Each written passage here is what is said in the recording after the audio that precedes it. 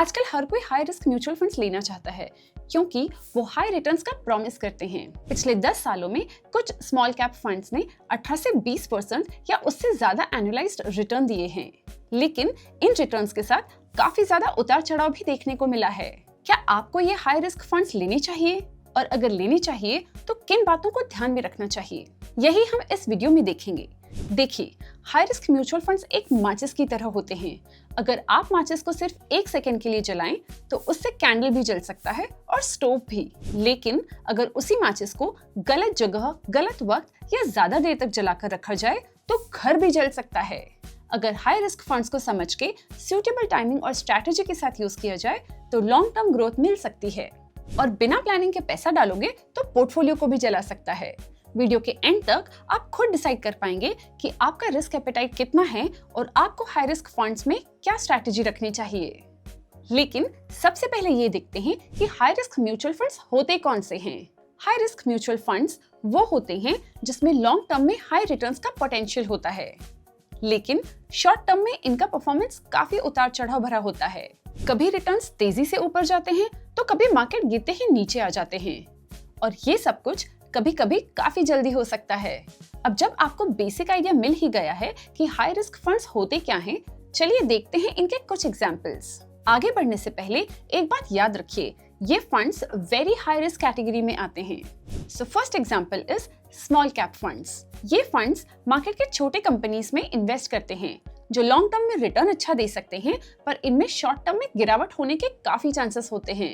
Next example is mid cap funds. ये funds small cap के comparison में slightly stable होते हैं, but they are still more volatile than large cap mutual funds. अगला example है sectoral और thematic funds. ये फंड्स एक ही सेक्टर या थीम पर फोकस्ड होते हैं, जैसे फार्मा, आईटी, इंफ्रा या एनर्जी। अगर सेक्टर बूम करे तो पैसा बनेगा, लेकिन अगर सेक्टर अंडर परफॉर्म करे तो पोर्टफोलियो में गिरावट भी काफी शार्प हो सकती है। The next one is international funds. ये फंड्स दूसरे कंट्री के स्टॉक मार्केट्स में इन्वेस्ट करते हैं। इनमें करेंसी, जियोपॉलिटिकल और ग्लोबल मार्केट रिस्क जुड़ जाता है। ये सब फंड्स ऐसे हैं जिनके रिटर्न्स के साथ साथ रिस्क भी एलिवेटेड होता है। लेकिन आपको रिटर्न्स के लिए कितना रिस्क लेना चाहिए, ये सवाल हर इन्वेस्टर के लिए अलग अलग आंसर लाता है। आपकी age, income stability, financial goals और मार्केट रिस्क टॉलरेंस के बेसिस पर आपको इस सवाल का जवाब मिल जाएगा। SIP या systematic investment plan high risk funds के लिए एक प्रैक्टिकल एंट्री स्ट्रैटेजी हो सकती है, क्योंकि जब मार्केट गिरता है तब भी आप इन्वेस्टिंग कंटिन्यू करते हैं, जिससे एवरेज NAV नीचे आता है। इस प्रोसेस को रुपी कॉस्ट एवरेजिंग कहते हैं। इसका मतलब है कि आप एक ही बार में अपना पूरा पैसा मार्केट पर डिपेंडेंट नहीं रख रहे हैं, बल्कि सिस्टमेटिक इन्वेस्टमेंट के थ्रू अपना रिस्क डाइवर्सिफाई कर रहे हैं। इसी कॉन्टेक्स्ट में समझें तो स्मॉल कैप फंड्स कभी स्ट्रॉन्ग रिटर्न्स दे देते हैं तो कभी बड़ी गिरावट भी दिखाते हैं।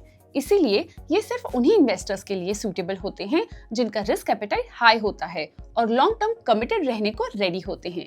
रिस्क प्रोफाइलिंग के थ्रू आप अपना रिस्क टॉलरेंस, इन्वेस्टमेंट होराइजन और फाइनेंशियल प्रिपेयर्डनेस एसेस कर सकते हैं। इसके लिए प्लेटफॉर्म्स जैसे बजाज फिनसर्व म्यूचुअल फंड पे फ्री टूल्स अवेलेबल होते हैं। अब देखते हैं factors to consider before investing in high risk mutual funds. पहला फैक्टर है एज। चलिए देखते हैं यंग इन्वेस्टर्स के लिए। अगर आप अपने 20s या 30s में हैं तो आपके पास वोलेटिलिटी को एब्सॉर्ब करने का टाइम है, तो आप कंसिडर कर सकते हैं कि अपने पोर्टफोलियो का 30 to 40% हिस्सा हाई रिस्क फंड्स में अलोकेट करें, लेकिन रिस्क प्रोफाइलिंग के बाद ही। 40s के बाद थोड़ा कॉशियस होना जरूरी हो जाता है। हाई रिस्क अलोकेशन आइडियली 20% से कम होना चाहिए। 50s के बाद, यानी अगर आप रिटायरमेंट के पास हैं, तो कैपिटल प्रिजर्वेशन इंपॉर्टेंट हो जाता है। हाई रिस्क अलोकेशन 10% या उससे कम होना चाहिए। अगला फैक्टर है investing horizon.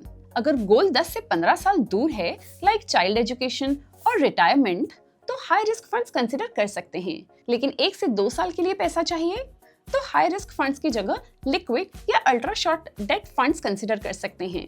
Next factor is financial goals. अगर आपके फाइनेंशियल गोल शॉर्ट टर्म है तो हाई रिस्क फंड्स मत कंसिडर करिए, लेकिन अगर आपके फाइनेंशियल गोल लॉन्ग टर्म है तो स्ट्रैटेजिकली आप हाई रिस्क फंड्स में इन्वेस्ट कर सकते हैं, specially via SIPs। The next factor is risk tolerance. क्या आप मार्केट क्रैश में कामली बैठ सकते हैं? अगर 30% का ड्रॉडाउन देख के आपके रातों की नींद उड़ जाती है तो आप हाई रिस्क इन्वेस्टर नहीं हो।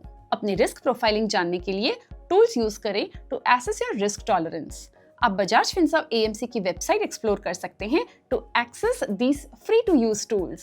अगला फैक्टर है इनकम स्टेबिलिटी। स्टेबल इनकम वाले लोग like salaried employees regular SIP चला सकते हैं, तो वो हाई रिस्क एक्सपोजर कंसिडर कर सकते हैं। इरेगुलर इनकम वाले लोगों को इन फंड्स में इन्वेस्ट करने से पहले कॉशियस रहकर इन्वेस्ट करना चाहिए। चलिए देखते हैं एक real life example for portfolio allocation. मान लीजिए रोहित, जिसकी एज 28 साल है, मंथली एसआईपी करता है 25,000 रुपए की। उसका गोल है रिटायरमेंट, जो कि 30 साल बाद है, मगर घर भी खरीदना है 10 साल बाद। उस हिसाब से रोहित का करंट पोर्टफोलियो अलोकेशन कुछ ऐसा है।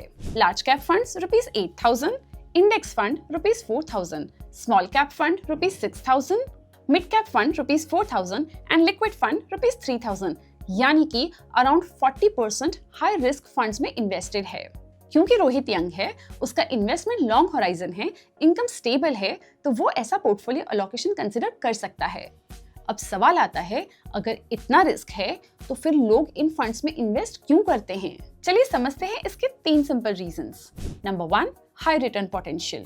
हिस्टोरिकल डेटा दिखाता है कि स्मॉल कैप और मिड कैप फंड्स ने लॉन्ग टर्म में लार्ज कैप से ज्यादा रिटर्न दिए हैं। The next reason is wealth creation goals. आज के टाइम में लोग जल्दी पैसा बनाना चाहते हैं। उनको चाहिए फाइनेंशियल फ्रीडम, जल्दी रिटायरमेंट या एक बड़ा कॉर्पस बिल्ड करना, और हाई रिस्क फंड्स उनके लिए एक अपॉर्चुनिटी बन जाते हैं, जहां वो सोचते हैं कि अगर मैं थोड़ा रिस्क ले सकता हूं तो मैं अपना लॉन्ग टर्म ड्रीम जल्दी अचीव कर सकता हूं। और आखिरी फैक्टर है फोमो। ये तो सबसे रियल इमोशन है। जब आपके दोस्तों के पोर्टफोलियो में हाई रिटर्न्स और आपके कंजर्वेटिव पोर्टफोलियो में उतने रिटर्न्स नहीं दिख रहे होते हैं, तो लगता है मुझे भी एग्रेसिव फंड्स में इन्वेस्ट करना चाहिए। मार्केट के बुल रन में लोग एक्साइटमेंट में हाई रिस्क फंड्स की तरफ अट्रैक्ट हो जाते हैं, बिना ये समझे कि हर इन्वेस्टर की जर्नी अलग होती है। पर ये सारी वजह तभी काम करती है जब आपका रिस्क प्रोफाइल मैच करता हो। चलिए अब देखते हैं हाई रिस्क फंड्स के साथ होने वाली कॉमन मिस्टेक्स। पहली मिस्टेक, पास्ट रिटर्न्स देख के इन्वेस्ट करना। बहुत लोग सिर्फ पिछले 1 से 2 साल का परफॉर्मेंस देखकर हाई रिस्क फंड्स चुन लेते हैं, लेकिन मार्केट ऐसे काम नहीं करता। जो फंड लास्ट ईयर परफॉर्म कर रहा था, जरूरी नहीं है वो अगले ईयर भी टॉप हो। और हाई रिस्क फंड्स का साइकिल वोलेटाइल होता है, कभी टॉप तो कभी फ्लॉप। अगली मिस्टेक है सब कुछ स्मॉल कैप में डाल देना। हाई रिटर्न्स चेस करते हुए सब कुछ हाई रिस्क में मत डालिए। हाई रिस्क फंड्स पोर्टफोलियो का एक टुकड़ा होना चाहिए, पूरा पोर्टफोलियो नहीं।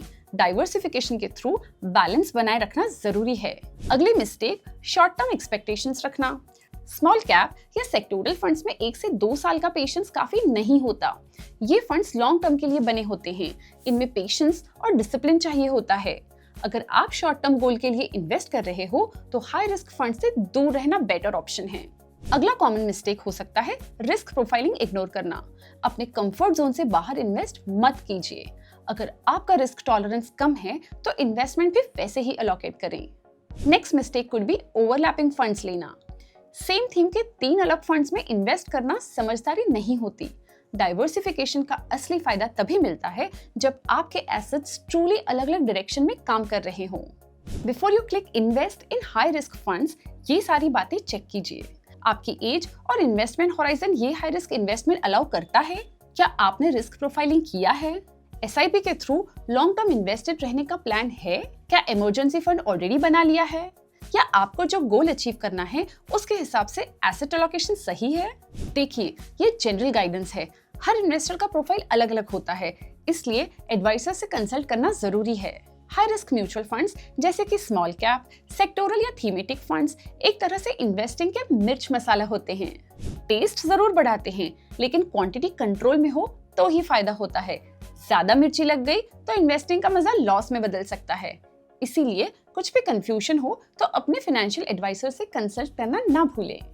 म्यूचुअल फंड निवेश बाजार के जोखिमों के अधीन हैं। योजना से जुड़े सभी दस्तावेजों को ध्यान से पढ़ें। Mutual fund investments are subject to market risks. Read all scheme related documents carefully.